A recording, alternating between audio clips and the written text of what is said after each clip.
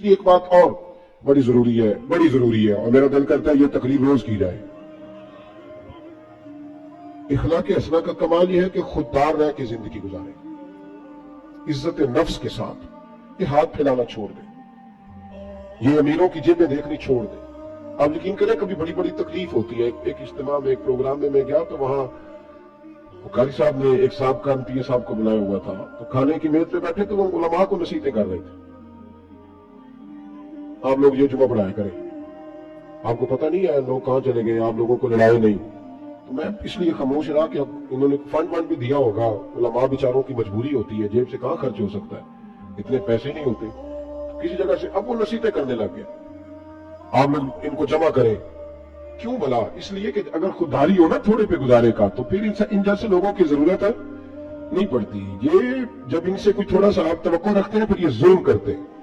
थोड़ी देर के बाद फिर कहने लगा जी मैं आपको मजमून देता हूं अगले जुमे का, आपने अगले जुमे ये तकरीर करनी है। तो फिर मेरी भी कई दफा मजबूरी है, कुछ रगें ऐसी हैं जो नहीं सांस लेने देती, वो रजा के नेजे की मार है कि अदम के सीने में गार है, फिर किसे चारा जोई का वार है कि ये वार वार से पार है।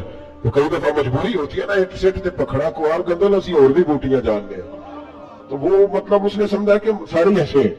तो कहने लगा जी फिर बोले आप वादा करते हैं। मैं क्या जो सब की कम कर दे हो, कहता भांडे बनाने में क्यों ही बनाया करो ध्यान में, ये उलमा के मामला में मुदाखलत बंद कर दे। आपको क्या पता क्या मौजू बयान करना है, आप उलमा को मशवरा देंगे, जाए काम करें अपना।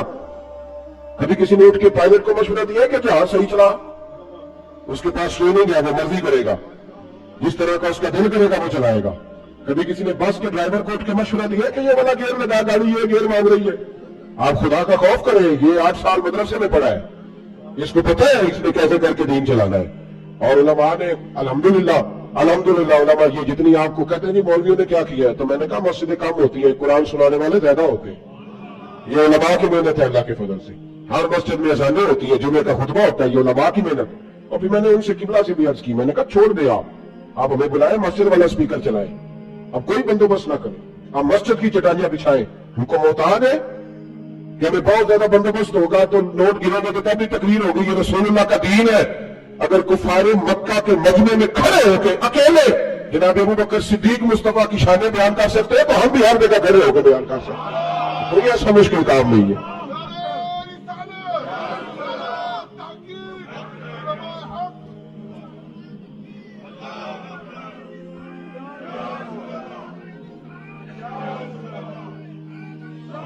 थोड़ी ना खुददारी, इज्जत नफ्स।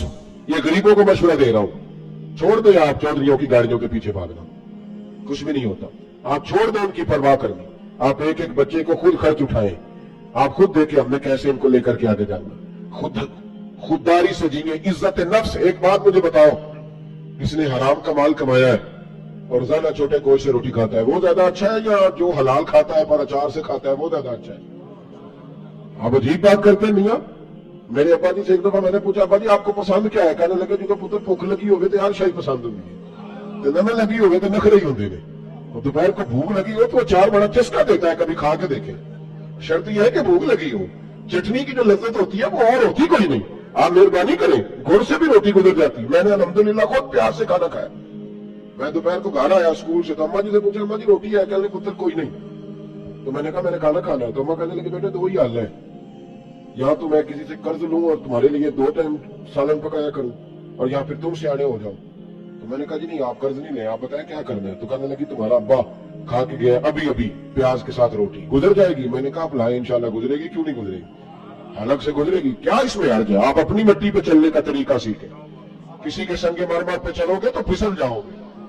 आप छोटी मस्जिद में गुजारा करें, आप खुददारी से जिए, इज्जत नफ्स हुसन है जिंदगी का, ये इखलाक है मेरे रसूल पाक का। पढ़ो तिरमिज़ी शरीफ, हजरत सुबान बिन मालिक को सामने बिठा के नबी पाक ने फरमाया, और मैं सजना तुझ पे प्यार बढ़ा रहा है, हुजूर हुक्म करे, पर मैं हुक्म जो है कि एक वादा तू मेरे साथ कर, एक मैं तेरे साथ करता हूँ। यार सुल्ला हुक्म करे, तो नबी पाक ने फरमाया तू वादा कर किसी दुनियादार के आगे हाथ नहीं फैलाएगा, और मैं वादा करता हूँ रब तुझे बगैर हिसाब जन्नत अता फरमाएगा।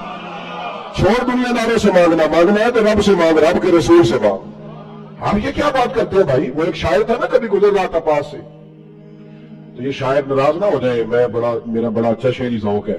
शायर नाराज, कई दफा शायरों की जो पोजीशन होती है वो काबिल रहम होती है। وہ چادر سی اوڑھ لیتے ہیں بیچارے اور سردیوں کی راتوں میں بھی چوکوں پہ بیٹھے رہتے ہیں. تو ایسا ہی کوئی شاعر بیٹھا تھا تو ایک سیٹ گزرا تو اس نے 5 روپے نا پھینک دیے. وہ شاعر نے بلایا, اس نے کہا یہ کیا ہے؟ کہنے لگا جی وہ مسئلہ یہ ہے